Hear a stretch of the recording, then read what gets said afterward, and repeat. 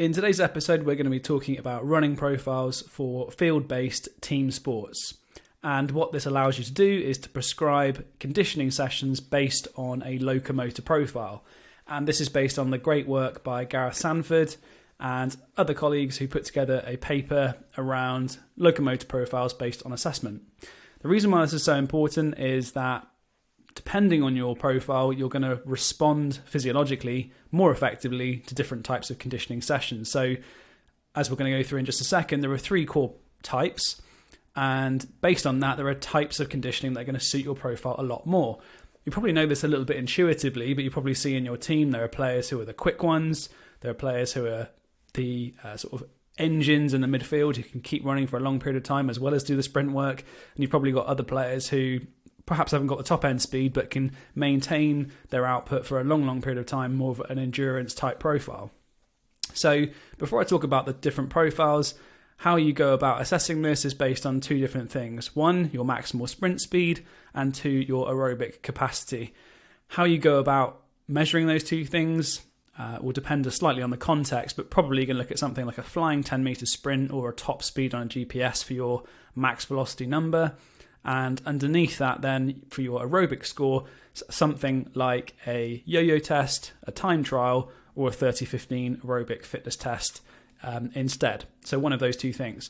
Now once you've got that, you're going to be able to put people into quadrants, either fast and quick, quick profile, but actually aerobically not as well developed, so probably fast and relatively unfit aerobically. People who are both fast and fit, and then you've got people who are fit aerobically but not so fast overall. And then if you're really unlucky and you're out of condition, maybe perhaps on the slow side and you're aerobically not as developed as you need to be as well. So one of kind of 4 different quadrants. But that gives you 3 core profiles. So the first is a speed profile.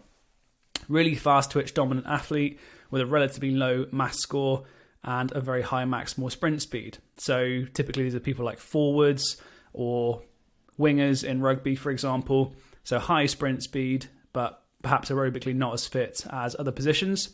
And they're going to be really suited to short, sharp, intensive conditioning sessions. So rather than giving this kind of profile a 4-minute aerobic interval, they're probably going to respond a lot more to a 15-second aerobic interval because they're working at high speeds, which suits their profile a lot more. Secondly, then we've got a hybrid profile, which is a blend of the 2. So a moderate mass score and maximal sprint score as well. So pretty good on both fronts, but neither excellent on either one of those 2. Normally something like a midfielder, but they can also have a speed profile. So they're going to suit a mixture of both speed and endurance focused sessions. So if we're doing 2 conditioning sessions a week, you perhaps do 1 short, sharp interval session of 15 seconds as an example, and 1, 2, or 3 minute aerobic interval session as well. So you're covering off both aspects of the equation. And they're going to respond to this kind of mixed approach because of this underlying hybrid profile. The third profile then is your endurance profile, and this is a slow twitch dominant athlete with a relatively high mass score but a low maximal sprint speed. And so overall they've got a small anaerobic speed reserve, and there's another video I'll link down below where I've spoken about anaerobic speed reserve. But they're suited to longer, more extensive conditioning sessions because they're aerobically very developed but don't really suit shorter, sharper interval work. And so that's going to suit their profile a lot more. So something like a 4-minute interval block of aerobic conditioning would be more suited to an endurance profile than giving them those 10 or 15 second short intervals where their lack of speed will not necessarily suit that type of session. So those are your 3 core profiles. And what's great about this is it allows you to put people into one of 3 different categories, and they're not always distinct. There's always a great deal of overlap naturally, but it does mean you can identify what someone needs in order to build out an individual running profile more effectively. So for example, a new client coming onto our program will do max sprint speed and aerobic conditioning profile, and then we're able to understand, okay, are they really fast but aerobically undeveloped?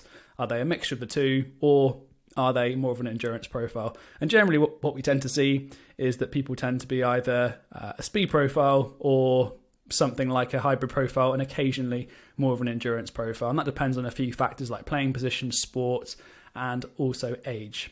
And over time, athletes, as they get slightly older, tend to lose speed, but maintain aerobic fitness arguably more effectively. It's why we see people compete in marathon running for a longer period of time than competing in fast twitch activities like sprinting. So I hope that's been helpful as an overview of the 3 different core profiles. And again, just to highlight the amazing work of Gareth Sanford, who put this paper together, which I'll also link down below.